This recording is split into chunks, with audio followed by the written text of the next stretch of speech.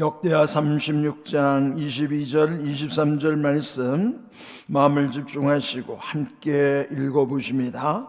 바사의 고레스 왕 원년에 여호와께서 예레미야의 입으로 하신 말씀을 이루시려고 여호와께서 바사의 고레스 왕의 마음을 감동시키시매 그가 온 나라에 공포도 하고 조서도 내려 이르되 바사 왕 고레스가 이같이 말하노니 하늘의 신 여호와께서 세상 만국을 내게 주셨고 내게 명령하여 유다 예루살렘의 성전을 건축하라 하셨나니 너희 중에 그의 백성 된 자는 다 올라갈지어다. 너희 하나님 여호와께서 함께 하시기를 원하노라 하였노라. 아멘. 네, 역대기는 지금 우리의 성경에는 역대상, 역대하로 나뉘어지지만은 원래 성경이라 이제 히브리인들이 쓰는 성경이죠. 그래서 처음 쓰여질 당시의 성경에는 역대기 한 권의 책이었습니다. 그래서 지금 역대상은 이제 29장, 또 여기 역대하는 36장, 전체 65장의 내용이 사실은 한 권의 책이라 그렇게 이해를 해야 됩니다. 우리 이미 역대상 1장을 시작할 때 역대상 1장부터 9장의 내용은 족보로 이어져 있었어요. 근데 성경에 보면 족보에 대한 내용들이 몇 군데 나오는데 이 역대상 1장서부터 9장까지는 아주 길게 그 족보를 먼저 기록한 내용, 그것도 아담으로부터, 그러니까 창세기 1장에 우리 인류의 조상이 아담인데 그 아담으로부터 시작해서 결국은 다윗 왕에까지 이어지는 거예요.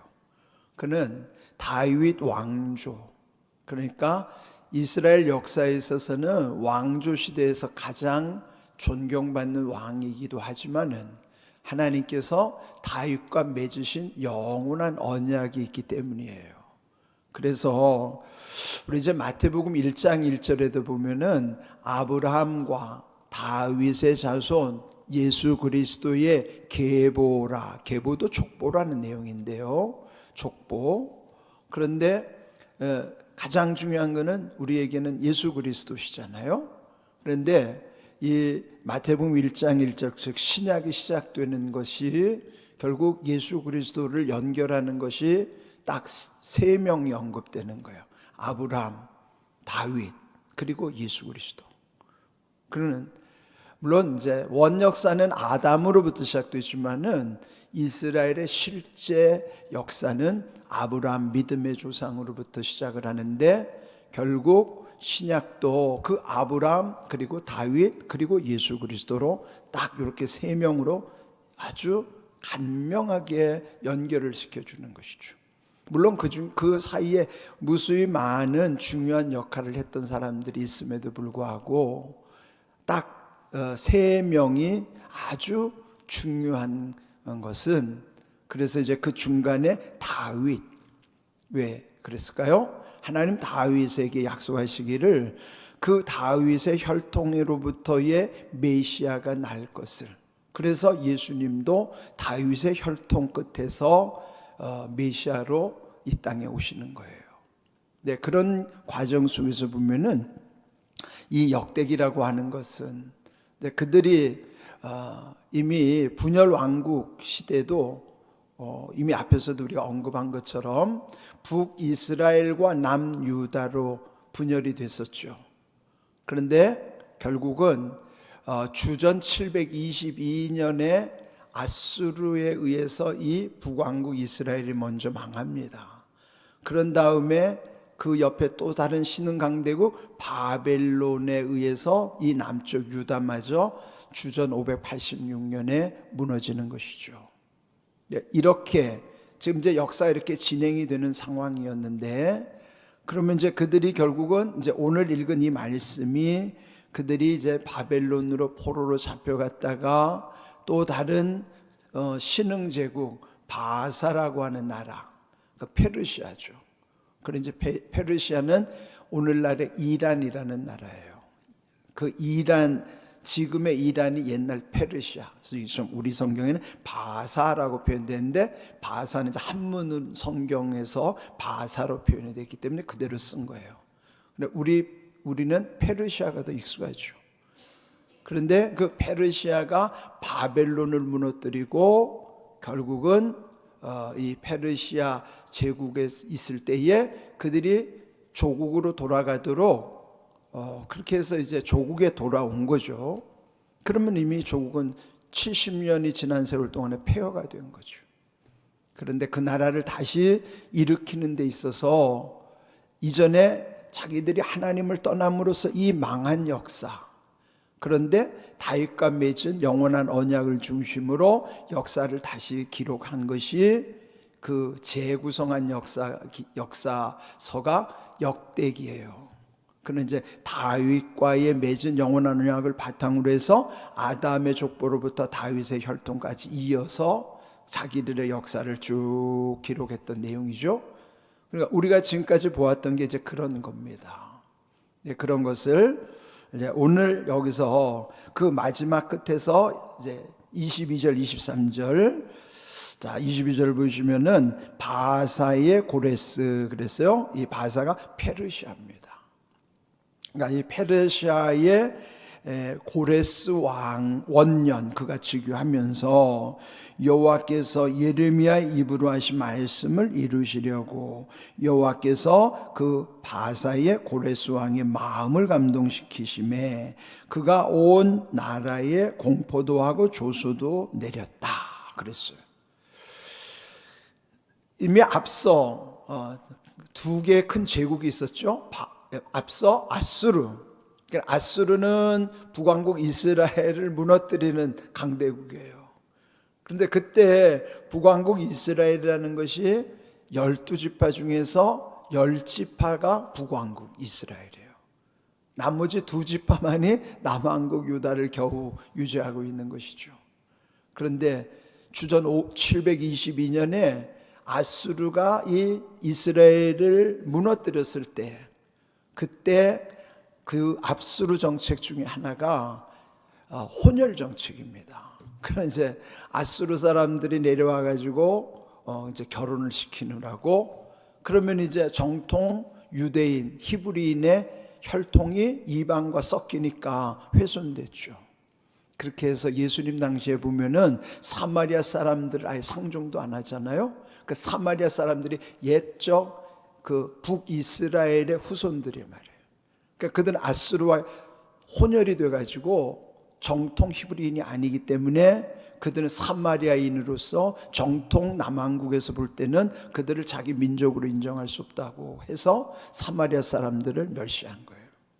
그래서 예수님 당시에도 사마리아 위에 갈릴리가 있는데 예수님이 이 예루살렘으로 올 때는 그 사마리아를 통과해서 오시지만은 정통 유대인들은 북쪽으로 갈 때 사마리아를 지나치지 않고 에둘러 갔어요. 이렇게 우회를 해서 갔단 말이에요. 왜?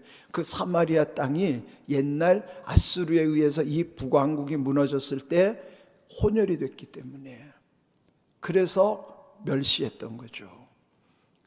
그런데 이 남왕국은 근근히 유지하다가 주전 586년에 또 다른 강대국 바벨론에 의해서 여기도 망하는 거예요. 그 바벨론이 오늘날 어느 나라인가 하면은 이라크입니다. 그러니까 그 지금으로 말하면 이란, 이라크가 왜 사이가 안 좋은지 아시죠?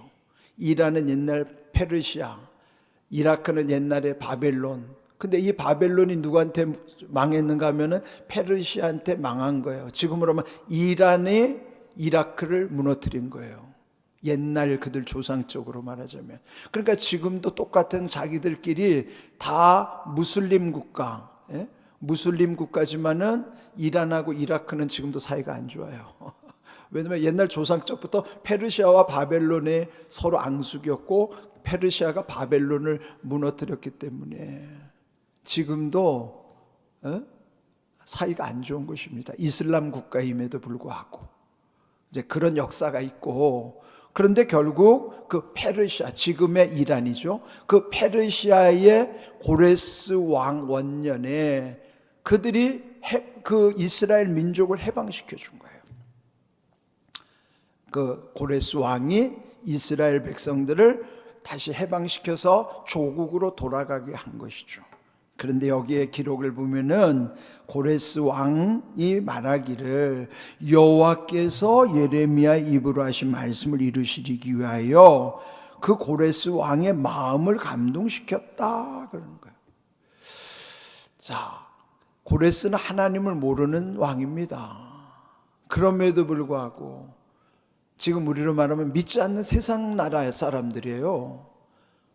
그런데 하나님을 알지도 못하는 고레스 왕에게 오셔서 그 고레스 왕의 마음을 감동시켜 주셨다 하는 거죠. 그리고 나서 그 온 나라에 공포하고 조서를 내리기를, 그 내용이 23절이죠. 바사왕 고레스가 이같이 말하노니 하늘의 신 여호와께서 내 세상 만국을 내게 주셨고 나에게 명령하여 유다 예루살렘의 성전을 건축하라 하셨나니 너희 중에 그의 백성된 자는 다 올라갈지어다. 너희 하나님 여호와께서 함께 하시기를 원하노라. 이 믿지 않는 고레스 왕에게 하나님이 나타나셔서, 그리고 이 고레스가 그때 만난 하나님을 자기가 고백하는 거예요. 하늘의 신 여호와, 하늘의 신 여호와. 그는 하나님 알지도 못하는 사람 입에서 이렇게 고백하는 거죠. 하나님은 믿지 않는 사람들에게도 감동하시는 거예요. 자, 하나님은 믿는 사람만의 하나님이 아니라 믿지 않는 사람에게도 하나님이세요. 세상을 다스리시는 하나님이시기 때문에 하나님은 고레스를 통해서도 역사하시는 거예요. 그렇게 해서 결국 그들에게 말하기를 성전을 건축하라 그래서 성전을 건축하라. 이거는 믿지 않는 이 고레스 왕의 마음을 움직여셔서 그 하나님의 백성들이 바벨론에 지금 70년 동안 포로로 잡혀 있는데 이제는 그들을 놓아서 조국으로 돌아가게 하고 그들로 하여금 회파된 성전, 무너진 성전을 다시 일으키도록, 성전을 건축하도록 그렇게 고레스 왕이 조서를 내리는 거예요. 명령을 하는 거예요. 감이 있을 수도 없는 일이죠. 예? 그건 누가 하시는 겁니까? 하나님이 하시는 거예요. 이렇게 세상의 역사도 보면은 결국은 하나님이 하시는 거예요. 우리 근세사에도 보면은 1917년 그때 이제 그 당시 볼셰비키 혁명 이후에 공산주의가 막 득세하기 시작하잖아요. 그때 이제 소련도 중국, 중공도 그 다음에 우리나라 반쪽도 또 우리 주변에도 보면 이제 공산화된 나라들이 많이 있어요. 그런데 여러분 공산주의가 몇 년 지속됐는 줄 아십니까? 70년 동안 지속됐어요. 딱 70년 만에 공산주의는 스스로 깃발을 내렸습니다. 지금은 공산주의 국가가 없어졌어요. 지금 유일하게 북한 저게 진짜 공산주의도 아니에요, 저거는. 예? 그러니까 이거 공산주의가 왜 생겼습니까? 기독교에 대한 반발로 생긴 사상이 공산주의 사상이에요. 그런데 스스로 무너졌어요. 하나님은 그거를 무너뜨리는 거예요. 성경에도 보면 악인은 스스로 무너지게 돼 있습니다. 그거는 국가든지 개인이든지 마찬가지예요. 악한 자는 스스로 무너집니다. 그게 하나님의 법이에요. 예? 그래서 우리는 하나님을 두려워해야 되는 겁니다.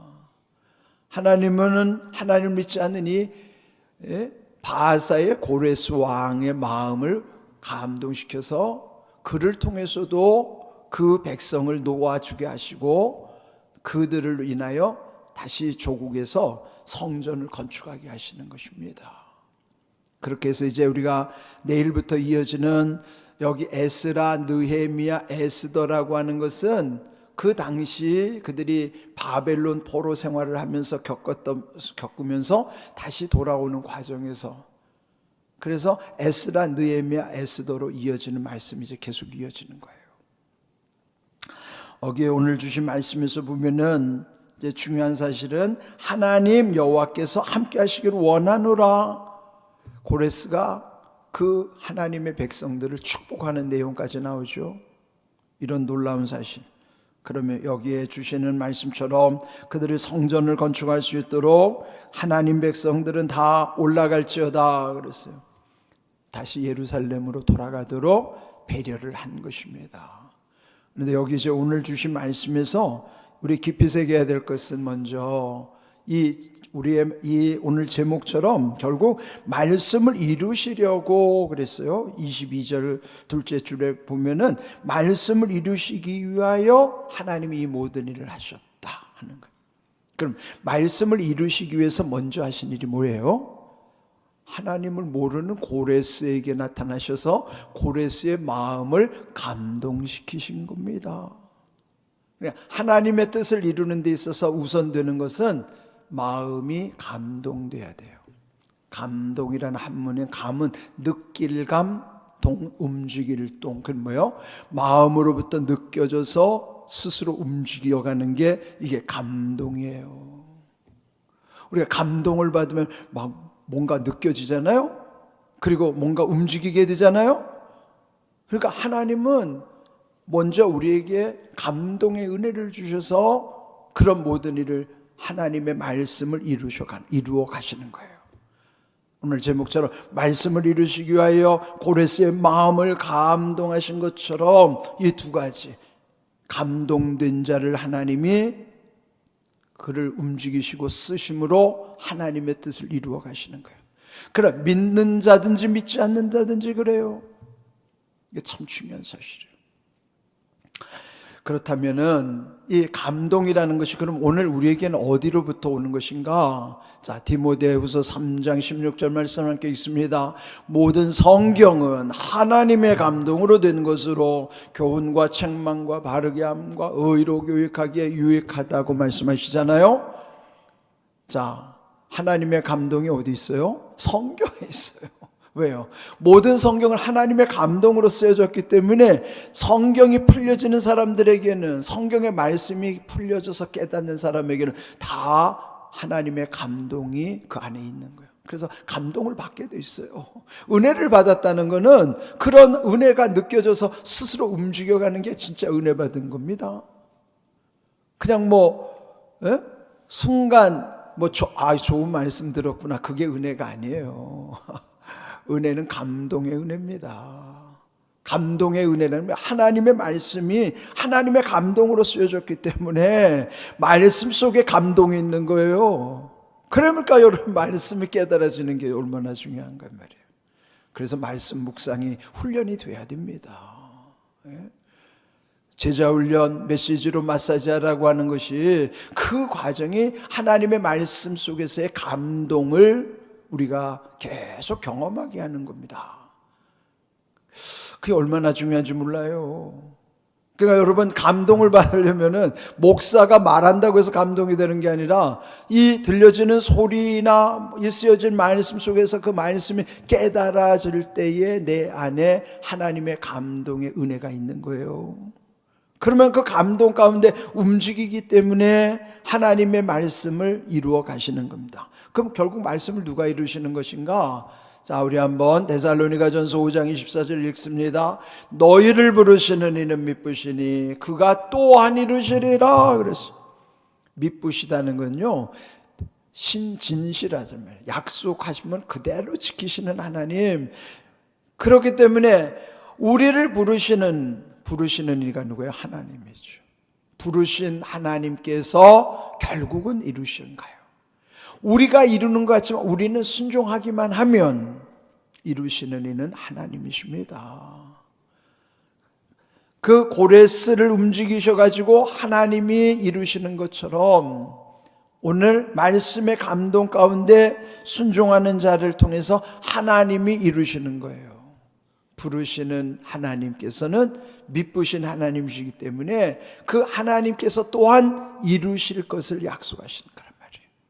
오늘 두 가지, 하나님을 알지도 못하고 믿지도 않았던 고레스지만은 하나님은 그를 감동시키시고 그리고 말씀대로 이루신 것처럼 오늘도 하나님의 감동으로 주신 말씀에 은혜가 되는 사람들을 통해서 하나님의 말씀을 이루어 가시는 거예요. 오늘 주신 약속의 말씀을 여러분이 잘 새기셔서 여러분들 말씀 속에서의 하나님의 감동, 그 감동의 은혜 가운데 하나님께서 이루시는 것을 믿고 약속의 말씀을 누리는 삶이 되기를 주님의 이름으로 축복합니다. 아멘.